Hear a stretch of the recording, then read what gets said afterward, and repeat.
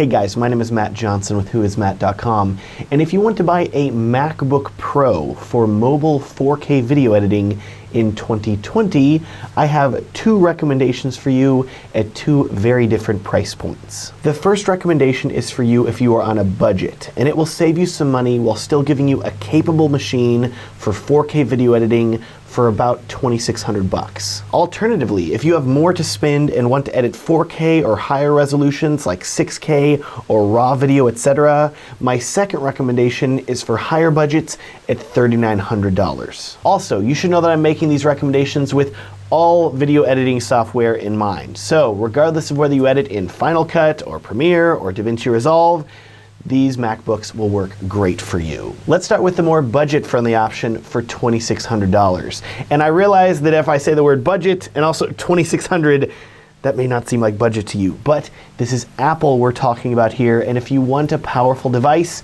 you're gonna have to pay for it. As an alternative though, if you can't swing these prices, I've created a budget video editing laptop buyer's guide with several laptops available today for under $1,000 that will edit 4K video easily. I'll link to that video up in the corner and down in the video description.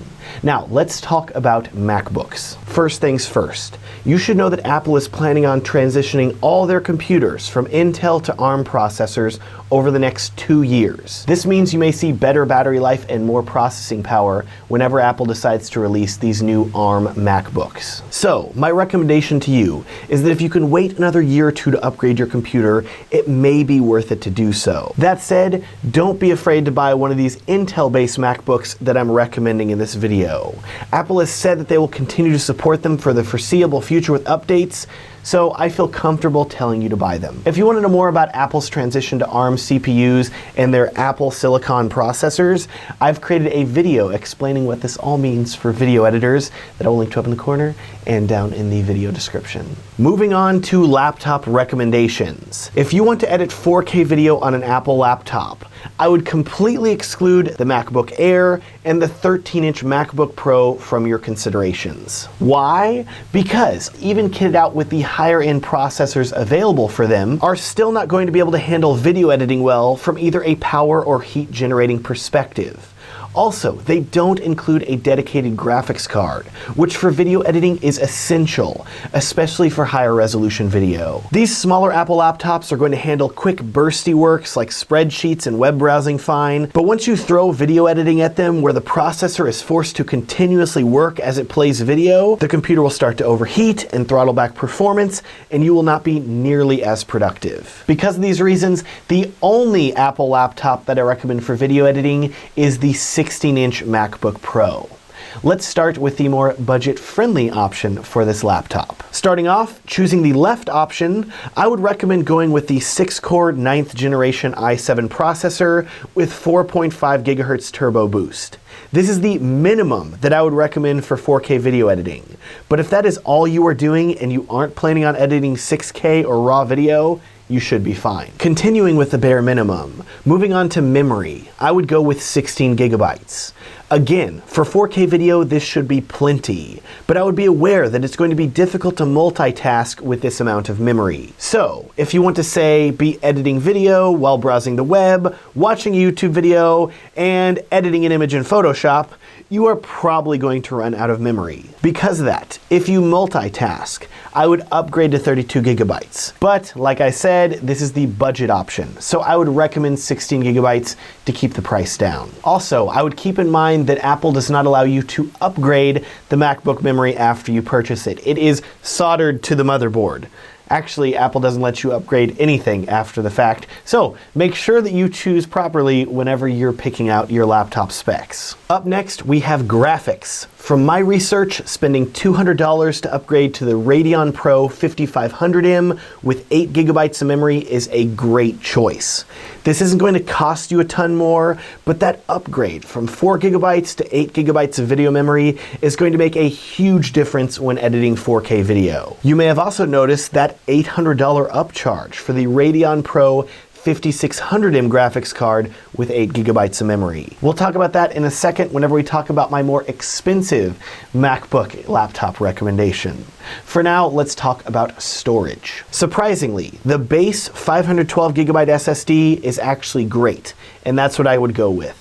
You can upgrade this to 1 terabyte if you want, but I think 512 is plenty for the operating system and programs. You can then edit your videos off an external SSD, which I guarantee will be much cheaper than any SSD that you can get from Apple. I will link down in the description to external SSDs that I recommend for video editing. And that is your $2,400 MacBook Pro for budget 4K video editing. I find that it strikes a nice balance between performance and price. You're telling me now, though, that you want more power, though. You want the best MacBook for video editing, regardless of the cost. Don't just go to Apple's page and pick all the most expensive options, though.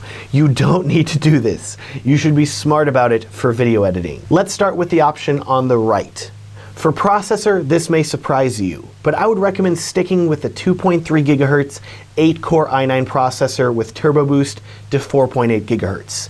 Save the $200 on this upgrade. From my research, the difference between these two processors is negligible at best, so I would instead save that money and put it toward other upgrades. Moving on to memory, 32 gigabytes is going to be the sweet spot for 4K video editing and multitasking, so you can continue to use your laptop while rendering a video in the background. That said, if you find yourself editing longer videos in high resolution, say 4K, 6K, 8K video that's over an hour in length, talking head interviews, etc., in that situation, I would recommend upgrading to 64 gigabytes of memory. Up next, we have graphics, and this is where things get interesting and more expensive. In June 2020, Apple updated the MacBook Pro 16-inch, but the only upgrade was to the graphics card.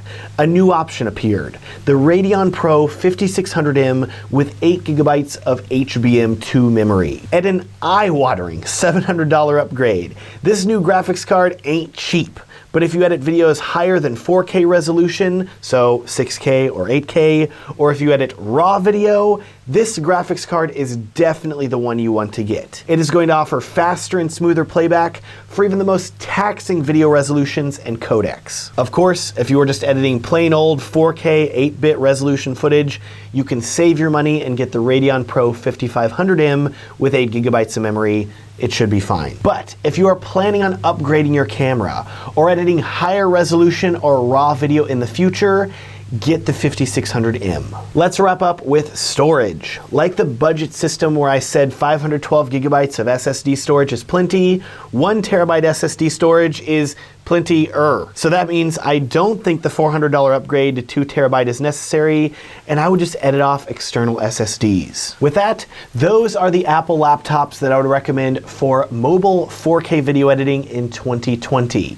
And if you edit on Final Cut, I think these are great options for you. But if you edit on Premiere or Vinci Resolve, I would highly recommend considering a Windows laptop running AMD's new Ryzen processors. Some of these laptops will edit video faster than the $3,900 higher budget MacBook I recommended, while still coming in at under $1,000. It is such a good value that I would say that you should at least consider it. I will link to my budget 4K video editing laptop video down below.